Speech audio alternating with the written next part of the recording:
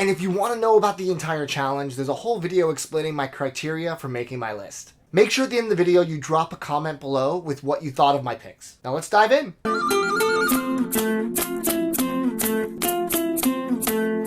Number 80, Rammstein, Mutter. I bet you didn't expect to see some German industrial metal on this list if you watch this channel, but you're wrong.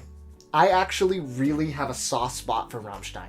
I've been a huge fan of this band since 8th grade, back when I listened to a lot more heavier stuff like Linkin Park, System of a Down. That was predominantly what I listened to. So angsty. I discovered Rammstein through one of those file sharing services. I don't know if it was Kazaa or Morpheus or LimeWire. I forget which one. They were all equally bad. But I did discover some music through it. I think the first thing I ever heard was Du hast, which was their biggest single ever. You know, Du hast mich. There are so many other amazing songs in their catalog to dive into. Actually, thinking back to it, I think I got into them from the song Frei, which is actually on this album. It was featured in that movie Triple X, you know, with Vin Diesel. Lots of pyrotechnics, just like apparently their live shows have, which I've yet to see them live, which is a huge bummer. But hopefully if they tour the US next year, I can actually go. So Mutter is an album I go back to if I'm feeling nostalgic but want to listen to something a little heavier. And like I said, Frei is on this record, but it is not the best song on the record by any means. It competes with Links 234, Ich will, Mutter, Zwitter. All of those songs are exceptional. This is just hit after hit for the band, and it's just a really powerful sound. There's something about Rammstein that's accessible while being very heavy. I think it's the powerful lead singer's voice mixed with just like really clean instrumentation. Something about it is just listenable, even if you're not a huge metal fan. This album immediately transports me back to being a 13-year-old, and I can't say that about a lot of records. I actually have the entire Rammstein box set behind me because I like all of their records, but this is the one that's going to get the most play. All the box set records have this amazing presentation too. It's like a beautiful giant gatefold, and it's like a thick spine, and some of them have spot gloss and foil on the front. This one does not. I guess they're letting the music speak for itself. Number 79, Bjork, Post. Beautifully intense, weird, and catchy, Bjork is absolutely in a league of her own. Her music is unlike anything else in the music world except for maybe another Bjork album. I had a really tough time deciding on what was going to be my pick for this list.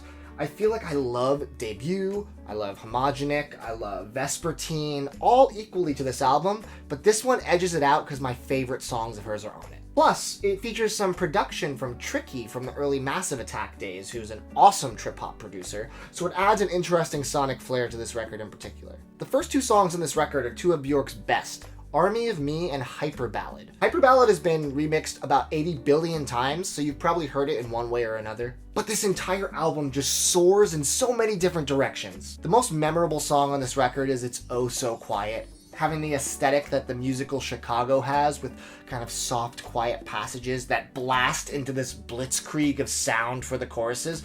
I love this song. It is so high energy, it just makes you happy listening to it. Only Bjork can do such a beautiful, chaotic juxtaposition. This is Bjork at the top of her game. This is considered by many to be her best album, but again, she has such an amazing catalog that it's hard to pick a favorite. You've Been Flirty Again and Isabel are also really, really solid tracks, but at this point, I'm just naming tracks because they're all good. I have a normal pressing of this album just on black vinyl. One day, I would like to stumble upon the DMM, Direct to Metal Mastering, 200 gram version, which I hear is the best sounding version of the album, but I've yet to find it for under 150 bucks, so maybe it'll be a lucky find one day. Number 78 is Neutral Milk Hotel in the Aeroplane Over the Sea. Another one I do not currently own, and I'll explain why, but let me talk about why this album is so amazing first. This is an indie cliche. Everyone that makes fun of hipsters says, oh, Neutral Milk Hotel, listen to Neutral Milk Hotel. There's a reason they say that. It's because this album is one of a kind and it's exceptional. I think it's poetic brilliance way more than it is an indie meme. I still remember sitting in my friend's car when I was 15 and he threw on Holland 1945, one of the best cuts on the record. And I just remember my brain was just wrapped around it in a way that kind of helped transform my music taste from what it was prior, kind of more of the radio, poppier, you know, obvious stuff, to some of the stuff you have to discover on your own, which is where the best stuff really is. I started to explore the album, and at first some of those mystifying lyrics were a little lost on me, but as I got older, this album aged with me, and I learned to appreciate it more and more. Jeff Mangum, the lead singer and songwriter, is a tortured, quiet, shy soul, and we are so lucky to have him provide us with a little piece of his brain. This album is a mixture of his feelings on the world, and it's also kind of a concept album about Anne Frank, which is very strange, but it's Jeff Mangum, so you just kind of roll with it. Distorted yet warm, this album is not meant to just be easy to listen to on first listen. It rewards the patient listener who takes the time to actually absorb every note of these songs. There really isn't any other band like Neutral Milk Hotel, and they only have 2 legitimate albums. This album being the standout, it has to make the list for that reason. I don't own this right now because I used to own a regular repress and it sounded fine, but I'm holding out for one of 2 copies. The first being an original press, which I hear is by far the best mixed version and sounds exceptional. The second being the gatefold version that comes in the box set. It's still available on their site for I think $100. It's a huge box set with 7 inches and both albums and posters. I just haven't taken the plunge yet, so I'm still holding out for that original, but if I can't find it, the box set will have to do. Number 77. Better Oblivion Community Center, self-titled. This is another recent release that made this list, and that's because this year has been so crazy for music that there are albums that I've connected to more than any year prior this quickly. That's just a testament to how good music is these days. For those that say, where's all the good music these days? Those people are mostly above the age of 50. But if you want to learn about good modern music, this is the channel to do it. This album is perfect front to back, and if you've been living under a rock, this is a collaboration between Phoebe Bridgers, one of my all-time favorite songwriters, and Connor Oberst of Bright Eyes.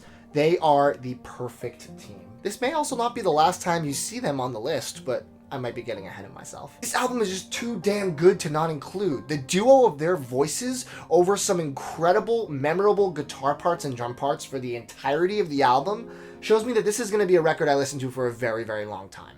On first listen, there was not one weak track. The songwriting lyrically on this album is so exceptionally strong, which makes sense when you look at the track record of both the people involved. They are true poets through and through, and together they manage to fuse their craft to make even more beautiful poetry. They also have just amazing natural chemistry, which is really important when you're doing a supergroup or combining your forces with another artist. This is going to be on rotation for a very long time. And because of that, I managed to pick up the limited orange version, which is a really nice color in conjunction with the cover of the album.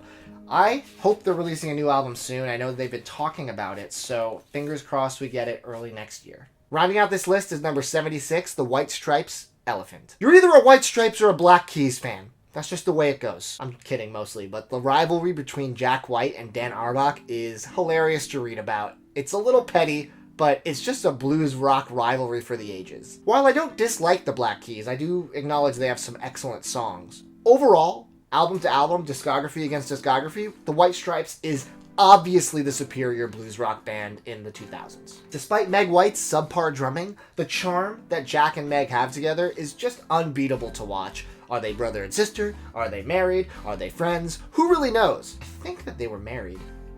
I don't really care though. They just make really good music. Southern charm mixed with blisteringly heavy blues rock. This is some memorable stuff in their catalog, and I wish they were still making music today, but we have a lot of great albums to look back at, Elephant being my favorite. Their absolute most famous song, Seven Nation Army, opens this record, but that is far from the best track. You've got some deeper cuts like I Just Don't Know What to Do With Myself, Black Math, and Ball and Biscuit that are heavy and powerful, but then you also have some softer tracks to break it up, like In the Cold Cold Night and You Got Her in Your Pocket. Beautiful songs amongst the powerhouses. And my favorite White Stripes song of all time is on this, The Hardest Button to Button. That song is just, it pumps me up so much. This is a great record, visually, sonically, everything about it. I did manage to get the limited version, which is on this black and red, half and half. All of their limited versions are usually a combination of black, red, and white. Those are their aesthetic colors. I like that. I like that they keep it uniform throughout the discography. And the good thing about Jack White is that he really cares about how he records albums. He tries to record to tape whenever possible, so this is an analog pressing, and because of that, is one of the best sounding records in my collection. Alright guys, those were my picks for this episode. There'll be more picks coming at you soon, but in the meantime, spend some time with these records. Let me know on Instagram what you think after you listen to them, but let me know right now in the comments what you think of my picks. Also, feel free to guess about what future picks are going to be. There's still a ton of great stuff to come. Thanks for watching, guys. Make sure you're subscribed to Too Many Records, notifications turned on with that little bell so you don't miss anything I put out. More videos soon. Take it easy.